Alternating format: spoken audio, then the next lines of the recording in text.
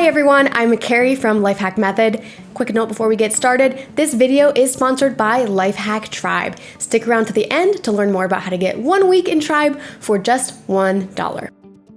I've got a question for you. How do you capture and store all of your ideas, information, and things that you want to remember?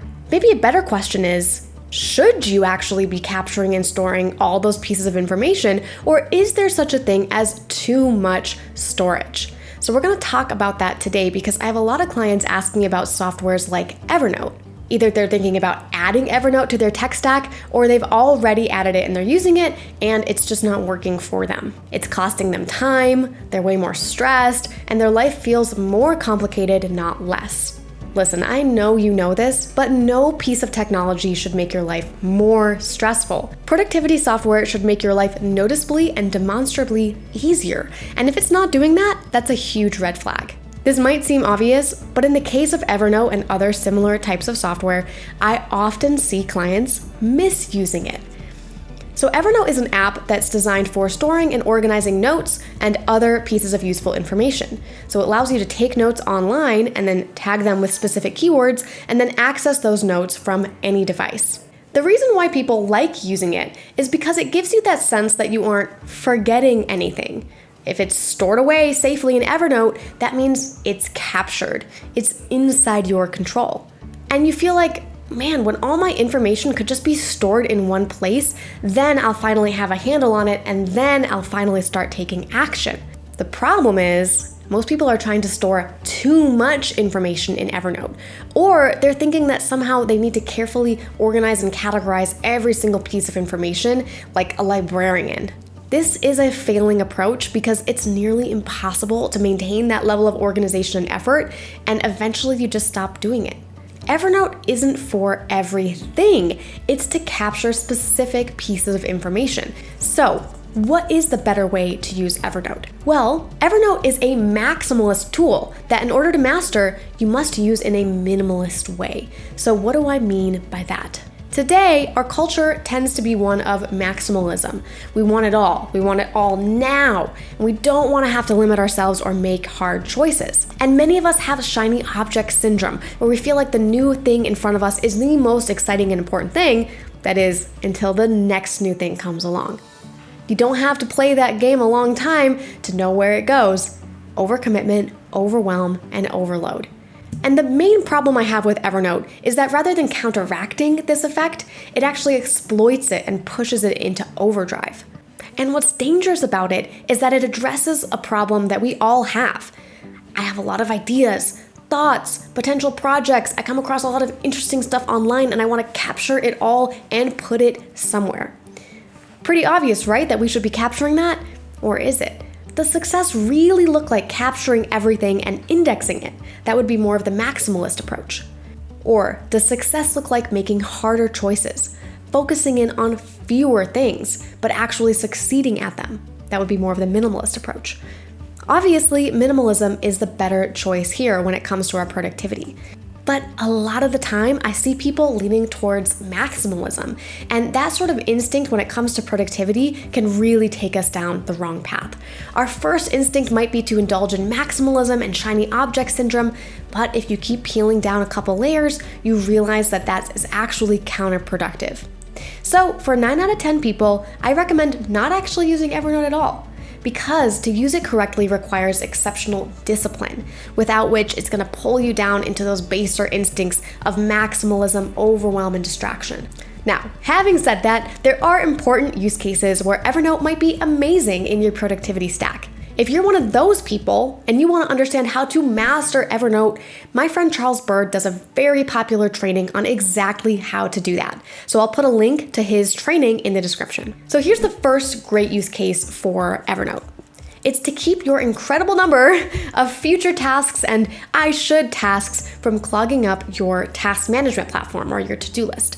So if you're one of those people who, like me, wants to do a million things all at once, and you know that you're not going to be able to action all of those tasks right away, instead of making each of them tasks on your to-do list and then therefore clogging up your to-do list, I like to keep those tasks and ideas on what I call a someday list inside of Evernote, or inside of whatever your preferred note-taking software is. If you have one of those, oh, I should be doing XYZ type of tasks stored in that someday list instead, what you can do is make a recurring monthly task inside of your task list or your task manager that's gonna pop up every month to then go back and review that someday task list and maybe bring a couple of those items onto your to-do list. The second reason to use Evernote is to store what I call MIB, or Make It Better reports. What's an MIB report?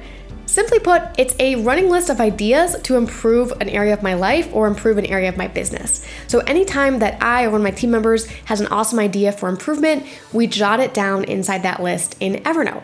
And of course, all of the relevant team members are linked into that Evernote doc too.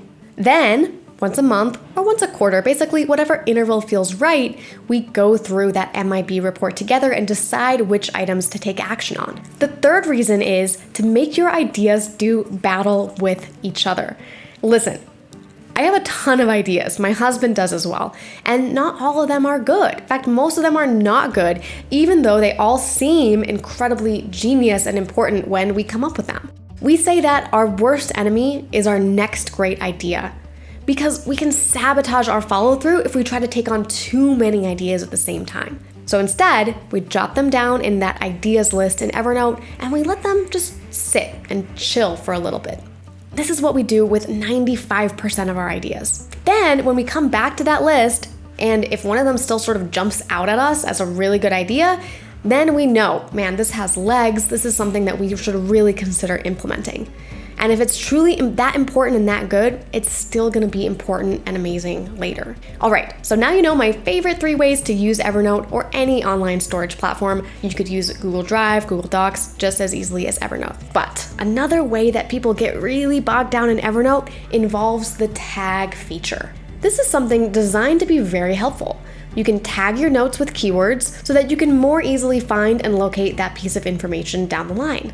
But you also have to be careful not to add too many tags. It adds time, right? Having to think about which tags to add and then actually adding those tags. And it adds stress because now whenever you see something in Evernote, you're thinking, man, I need to add tags to this. I need to make sure I'm not forgetting any important tags to add. And by the way, Evernote isn't going to tell you that you're creating too many tags and that you're not going to be able to keep track of them. It's on you to keep it simple with your tag system. So the key here is to create a tag system that is simple and powerful. So decide on a small number of tags that you want to use and stick with those tags only. Or decide not to use tags altogether and instead rely on the search functionality inside Evernote to find what you need to find. So that is how you get great results with that maximalist type of tool. You think like a minimalist. So weed out those extra steps that might not add any value, and when it comes time for you to move, then you're not wading through all that brush and that overgrowth, you're actually moving the ball forward. If you're not yet sure that you're ready for Evernote, I can tell you one piece of software that you definitely are ready for, and that actually every single knowledge worker should be using, and that is a task management platform like Asana, Trello, Monday, Microsoft Planner, or ClickUp. These are now an indispensable type of tool for any online worker, no matter your industry, because it's going to help you understand how to prioritize and action all of your various tasks. So I'm going to drop a video in the description where you can learn more about how to integrate a task manager into your workflow. Okay, folks, let's take a moment to talk about today's sponsor, Lifehack Tribe. Lifehack Tribe is a membership program that we've created for those of you who are feeling overwhelmed, overworked, and disorganized. Every month in Tribe, we host a variety of amazing live calls. They include in-depth trainings, live pre-planning sessions where we plan our weeks and our months together, coaching calls, and so much more. Inside Tribe, we support each other to create our highest levels of productivity and accountability in order to build the kind of life that no one else gets to have. We're offering our viewers today a pretty sweet deal. If you sign up using the link below, you'll get your first week in Tribe for just $1.